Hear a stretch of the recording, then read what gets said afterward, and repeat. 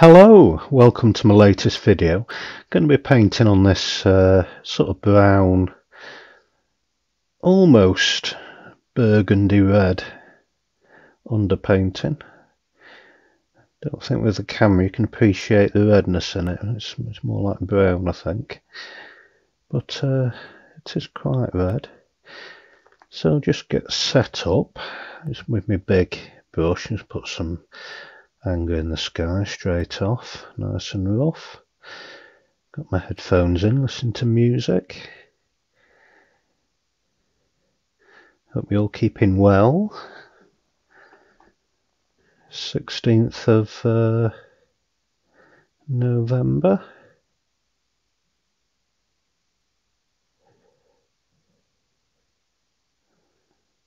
It's my wife's birthday today and our wedding anniversary on the same day. But yeah, because my wife's amazing, she lets me paint all the time. She knows that it's good for me. So I can be quite lost if I'm not painting. It's quite nice, that burgundy colour. Hopefully it's going to kick up into the sky. So I don't suppose it matters what colour your sky is. You get all sorts of different colours in skies.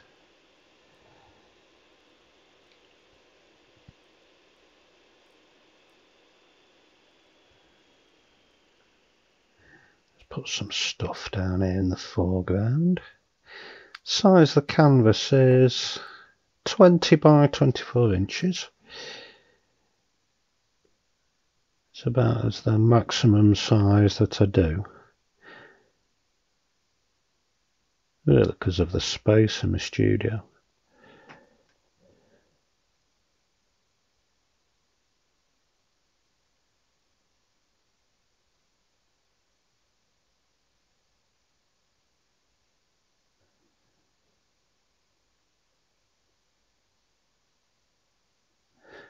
Yeah, we normally go away for our wedding anniversary, but we haven't this year because the car's off the road. It's being MOT'd as we speak.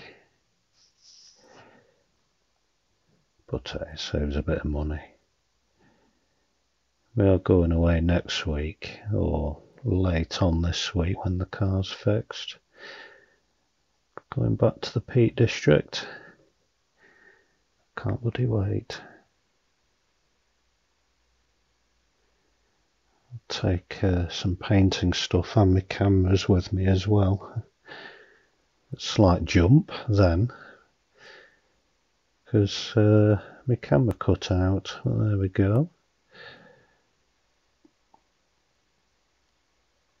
With listening to music, when my camera cuts out, I can't hear it happen.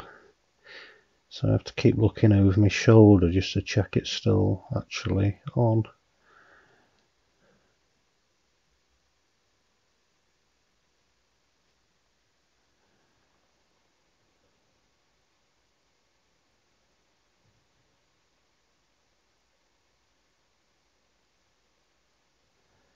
Just a bit of yellow in the distance. Just added a bit of orange to that as well. Using a nice long-handled 1-inch coarse haired brush.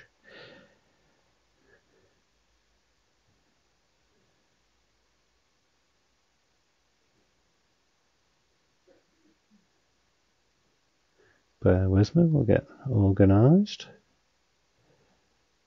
Just use my rake as well, little rake brush. It's one of my favourites.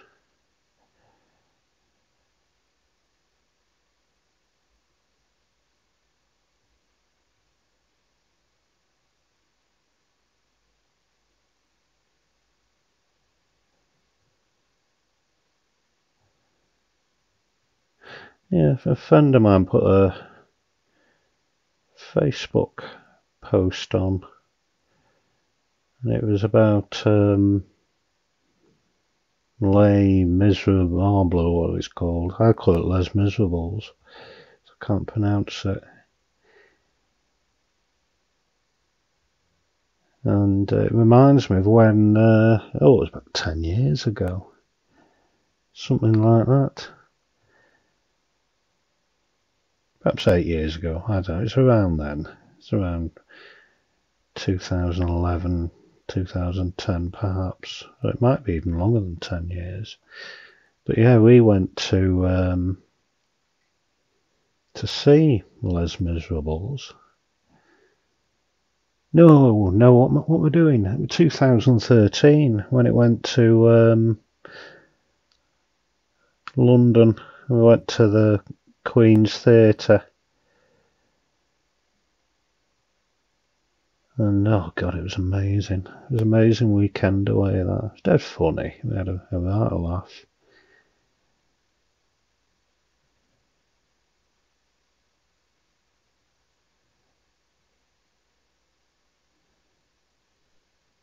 Yeah, we had a really good time. And seeing it live, I'm not a big fan of musicals at all, other than Les Miserables, and that's about it. And yeah, we went, but seeing it in the flesh, it was just astonishing. Your hair stands on end. It's incredible to see. Amazing experience. I'd love to go again, just to the Queen's Theatre or something like that, because I can be cultured. But yeah, we had a really good laugh. We were due to be going to the Queen's Theatre on the Saturday night, and me and my wife spent all bloody day drinking at there's a pub called the Dickensian at St Catherine's Dock, or St Catherine's Wharf, one or the other, next to the Tower Hotel at Tower Bridge. We stayed at the Tower Hotel. And yeah, we just got absolutely paralytic. I mean, we weren't silly, we weren't all over the place. But we were quite giggly.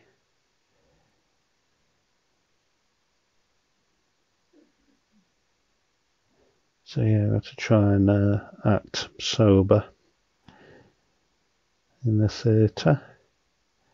But yeah, it was incredible. Recommend it to anyone.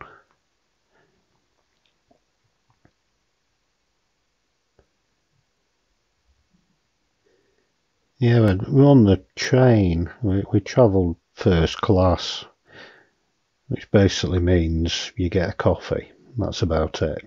There's nothing sparkling at all. So yeah, we were on first class, and that's, I suppose you get a table. That's about it to sit at. So anyway, I got up to go to the toilets. The train lurched through bloody Milton Keynes and Crewe. Well, it came from Crewe to Milton Keynes and all that stuff. And the train lurched, and I fell on top of my dad. Now, my dad's got a very dry sense of humour. And I said, "Oh, I'm sorry about that." I landed on top of him. He says, "Don't do it again." And I had a laugh, and he put on a stern face and everything, but I think he found it funny. So I'd been to the toilet and came back. I was walking my way down, the train lurched again, and I fell on top of him for the second time. And we're all in stitches. Yeah, my dad was acting stern and serious, but my mum and all of us were in hysterics. It was good. Yeah. But yeah, we were at, I think it was London Euston or something like that, and it was when, there's bloody armed police everywhere. Everyone was still quite twitchy about 7/7 bombings, so there's armed police and all sorts. And you know, if you go to London and you go on the tube or the train or whatever, you can't hang about, because there's everything. It's like a machine, London is. You know, you can't dawdle around London. If you hold people up, it affects the whole system. But yeah, we had these pull-along luggage, you know, with a handle and wheels and all that business. We're pulling them along. And there are these barriers here. They scan your ticket, barriers open. You go through, barriers shut, and it does that very fast, so you can't hang about. And we went through the barrier, you know, my mum, my brother, my wife, everything, no problem. Then my dad followed, trundling his case with him. And he scanned his ticket, barrier opened, and he went through with his case, and the barrier shut, and jammed his case in the barrier. So you can see armed police. You see they start twitching, you know, because all alarms were going off, and you know, once one barrier stops, the all bloody stop, and it was carnage, and the staff had to come along and release him. We said, why didn't you just pick your case up? He says he forgot he had it. He was trundling it along, and the barrier slammed shut, couldn't get through. But yeah, it's good London.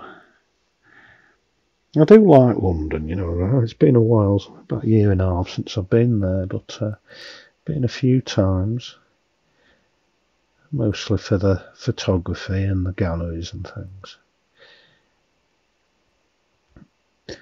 Not sure I could live there.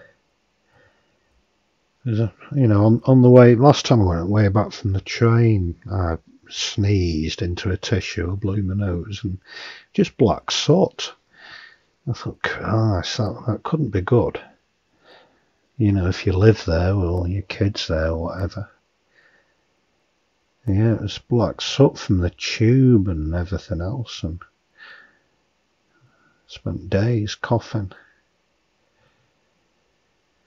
But yeah, what are we, 12.5 minutes in, and we have a painting. Let's put some stuff down in the foreground again.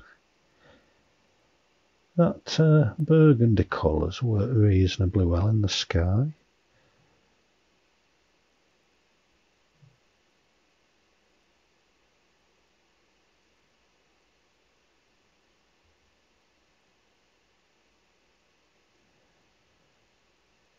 Yeah, you go. Well, I go to London. I'm absolutely bloody exhausted, because you walk absolute miles. It is crazy distance. You know, even if, you know, we often get a travel pass, even so, you're still running about and running for trains and carrying camera kit and walking vast distances. It's hard work. And having several pints as well doesn't help.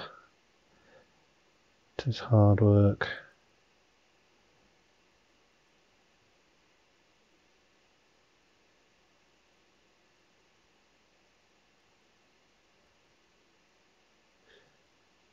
Yeah, last time I went, it was about January or February 2020. You know, just before this COVID business. It was just starting to take effect. There's a little bit of hair on my canvas.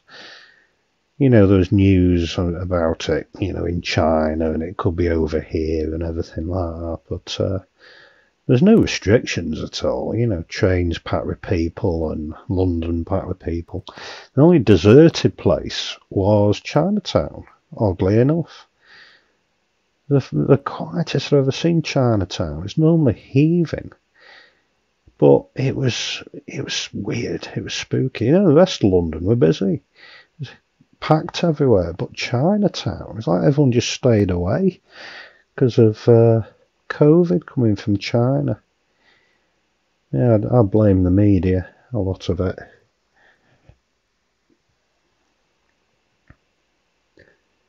Yeah, the media saying, oh, it's in China, so nobody went to Chinatown. Apart from us and a few other people.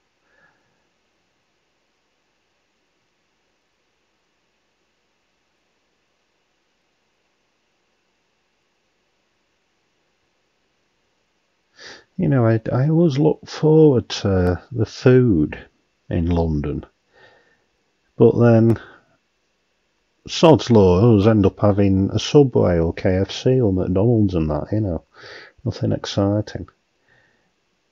I did have a nice Cantonese meal once though, in Chinatown. Not Chinatown, where is it? Queen's Theatres when we went there. But yeah, a lot of the time just have McDonald's and boring stuff.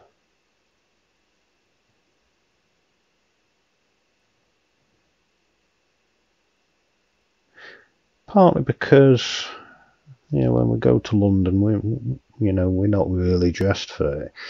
We haven't really got, it's just basically jeans and a t-shirt. So it's not ideal for sitting in a posh restaurant.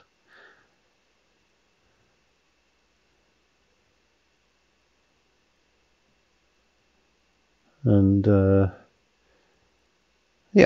imagine, I imagine it's expensive. I don't know about food because I just haven't really eaten out in London.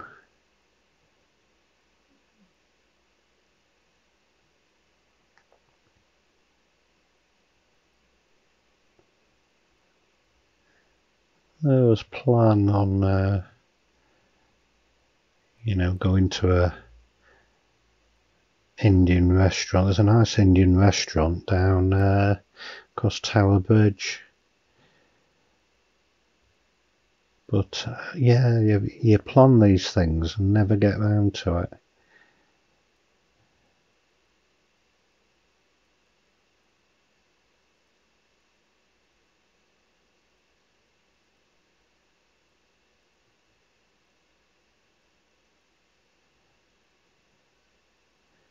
Yeah, I'd love to go back again at some point.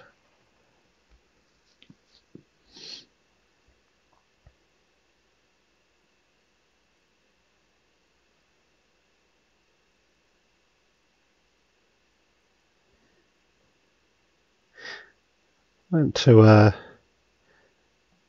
cafe that was reminiscent of EastEnders. I don't watch EastEnders, but I think they've got a cafe in it. It's just like that. Really nice. Some rocks there in the distance, or trees, with my palette knife. Yeah, I'm quite pleased with that sky. Not bad at all.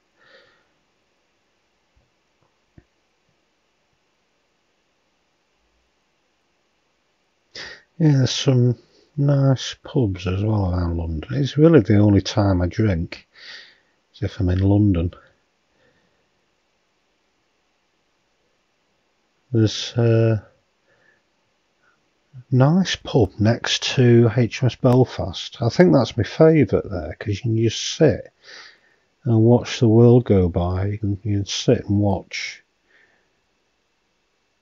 the Thames, the various boats and toings and froings. It's lovely. Yeah, superb view of HMS Belfast and everything. I think that's my favourite.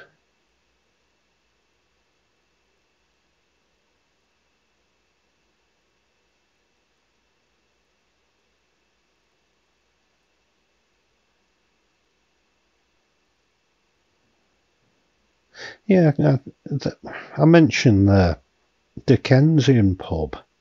That's nice, but last time I went, me and my mate went outside for a fag and whatever with our beers, and this bit of a job's worth deluded lollipop lady of a security guard said you can't drink your pints out here, you leave them inside. And I said, oh, I'm sorry, I didn't realise, we're not from around here, you know.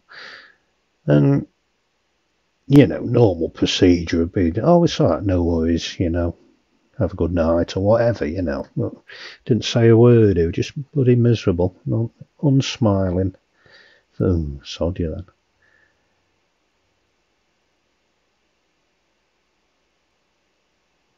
Still a nice pub, don't get me wrong. Few details, few finishing touches. Almost there, I think. Few little highlights going on.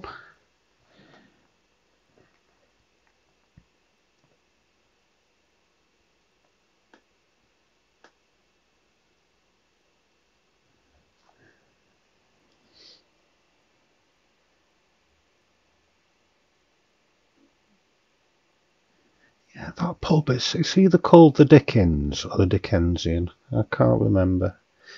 But it's a striking place, it really is.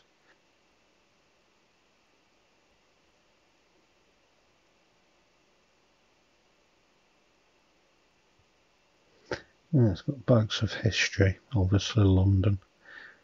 And, you know, I'd always wanted to go to the Tower of London, and we did once. I loved it, it's fantastic. You know, it's absolutely rammed with tourists.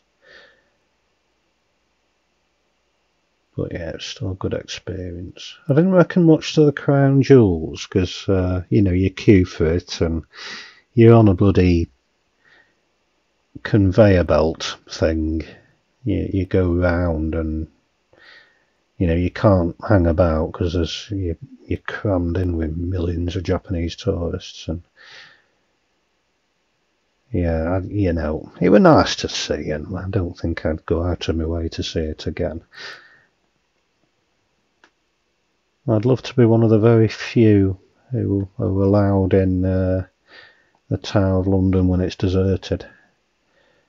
But yeah, you've got to be privileged for that. You can't just book an appointment. You know, you've got to be a beefeater, or the constable of the tower, or royalty, or camera crew. You know, you've got to be very fortunate.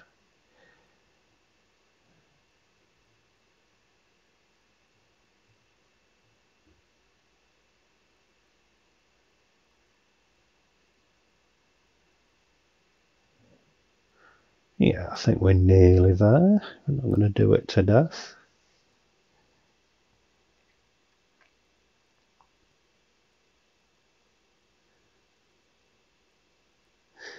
Yeah, well, we didn't have a tour around the tower. We just, you know, wandered around it. But, you know, all the staff and the beefeaters and things were all very nice.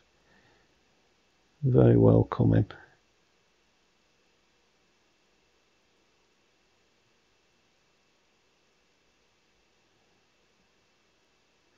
Yeah, I'd love to go again.